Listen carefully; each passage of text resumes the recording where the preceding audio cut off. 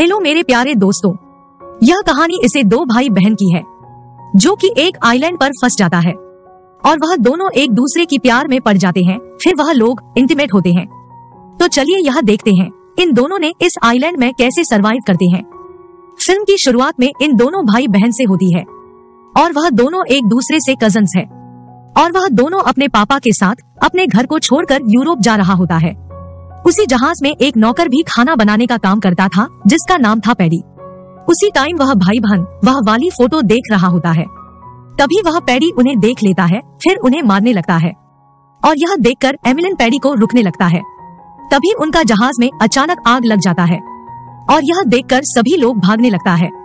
तभी पैडी उन दोनों को लेकर एक बोट में बैठ जाता है जहां बट तैरते तैरते बीच समंदर में आ जाते हैं, जिससे वह परेशान हो जाता है।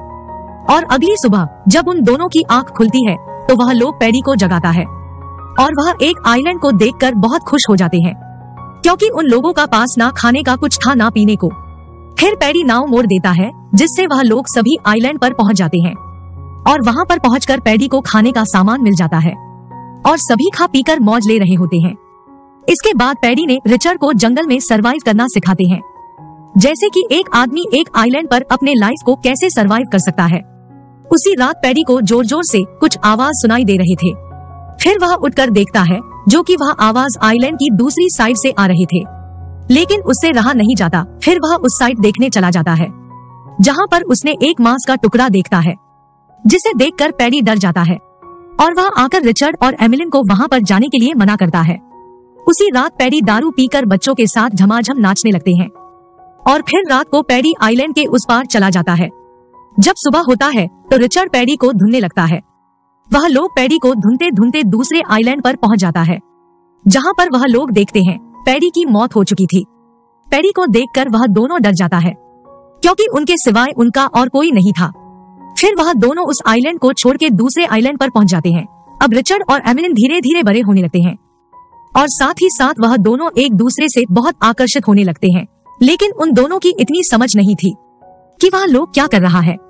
उसके बाद हम देखते हैं एमिलिन जब नहाने के लिए जाता है तब उसकी लाइफ का पहला पीरियड होता है, जिसे देखकर वह घबरा जाती है। तब वह रिचर्ड को आवाज देने लगती है। फिर उसे ऐसा लगते हैं कि यह ब्लड वहां से आ रहा है और वह रिचर्ड को वहां से जाने के लिए कहती है। उसके बाद रिचर्ड एमिलिन से पूछता है कि वह ब्लड कहां से आ रहा था। फिर एमिलिन कहती है कि मुझे कुछ नहीं पता और यहीं से रिचर्ड को ऐसा लगने लगता है कि मुझसे एमिलिन कुछ बातें छुपाने लगी है और दूसरी तरफ एमिलिन भी रिचर्ड की तरफ अट्रैक्ट होने लग रही थी। यही रिचर्ड की एक आदत बन चुकी थी कि जब भी एमिलिन नहाने के लिए जाया करती थी तो उसको चुप चुप के देखता था। रात में वह लोग डिनर करके बहुत मस्ती करते थे। अगले सुबह एमिलिन जंगल में घूमने के लिए जाती है। तभी उसे एक आवाज सुनाई देती है और वह उसी आवाज सुनते सुनते जंगल में एक बड़ा सा मूर्ति का पास पहुंच जाती है जिसमें से खून निकल रही होती है और यह देखकर एमिलिन डर कर वहाँ से भाग जाती है और आकर रिचर्ड को सब कुछ बताती है। लेकिन रिचर्ड सुनकर बहुत गुस्सा हो जाता है और बताता है अब की बार तुम कोई और गई तुम्हारा टांगे तोड़ दूंगा। रात को एमिलिन को एक सपना आता है जिसमें रिचर्ड समुद्र में डूब रहा है। फिर अचानक से उसकी आंखें खुल जाती है। रिचर्ड को एमिलिन सामने देखकर उसे अच्छा लगते हैं। यही रिचर्ड भी एमिलिन को चुम्मा चाटी करने वाला होता है, लेकिन एमिलिन उससे मना कर देता है। रिचर्ड रात में फिर से एमिलिन के पास जाता है। तभी एमिलिन जाग जाती है और उसे भगा देती है, जहां उन दोनों को पता नहीं होता कि वह लोग क्या कर रहा है। दोस्तों, अगर इस पूरी फिल्म को डाउनलोड करना चाहता है आप लोग कमेंट सेक्शन से डाउनलोड कर सकता है। अगली सुबह रिचर्ड जंगल में घूमने जाता है तो एमिलिन कहती है कहाँ जा रहे हो। रिचर्ड मन में सोचता है तुम्हें क्यों बताऊं, और वह एमिलिन से कुछ नहीं बताते। लेकिन एमिलिन भी रिचर्ड की पीछे पीछे समुद्र के किनारे पहुंच जाती है जहां पर रिचर्ड मस्टरबेशन कर रहा था। उसे देखकर एमिलिन कहती है यह क्या कर रहे हो तुम।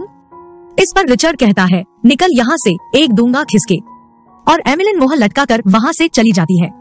एक दिन रिचर्ड समुद्र में एक जहाज को आते हुए देखता है, जिसे देखकर वह घर पर भागते हुए आता है, लेकिन बहुत देर हो जाता है।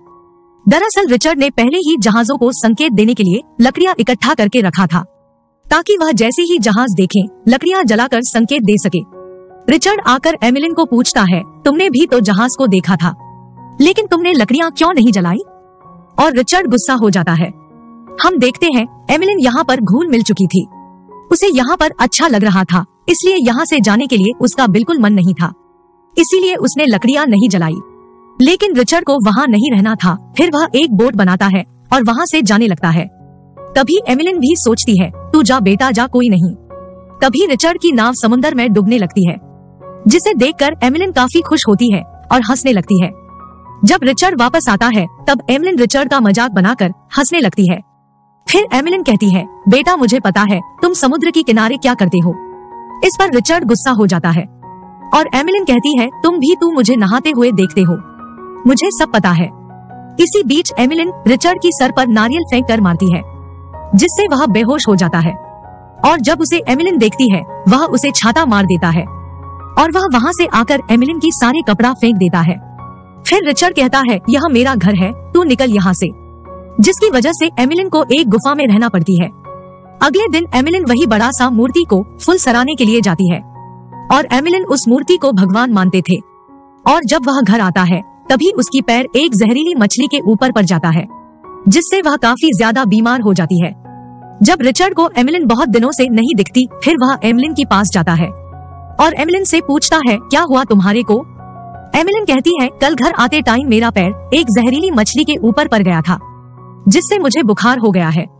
एमिलिन को इस हालत में देखकर रिचर्ड को बहुत बुरा लगता है और फिर एमिलिन कहती है, तुम मुझे उस बड़ा सा मूर्ति का पास ले चलो, वह मुझे ठीक कर देगी। उसके बाद रिचर्ड एमिलिन को उठाकर वही मूर्ति का पास लेकर जाता है और थोड़ी देर बाद वहाँ पर आराम करने से उसकी तबीयत ठीक हो जाता है, जिसे देखकर रिचर्ड बहुत खुश हो जाता है और फिर से वह दोनों एक दूसरे की करीब आ जाता है। फिर हम देखते हैं एक दिन रिचर्ड और एमिलिन फल खा रहा होता है और तभी रिचर्ड एमिलिन को उस नजर से देखता है जो उसे चाहिए था। इसके बाद वह अपने आप से कंट्रोल खो देता है और एमिलिन भी इस बार फूल साथ देती है और वह दोनों इंटीमेट होते हैं। एक दिन रात में रिचर्ड और एमिलिन आपस में बातें कर रहा होता है और रिचर्ड पूछता है, क्या बात है, तुम मुझे आजकल क्या बात छुपा रहे हो। तो एमिलिन कहती है, कुछ नहीं। और रिचर्ड कहता है, बेटा मैं देख रहा हूँ तुम मुझसे बातें छुपाने लग रही हो।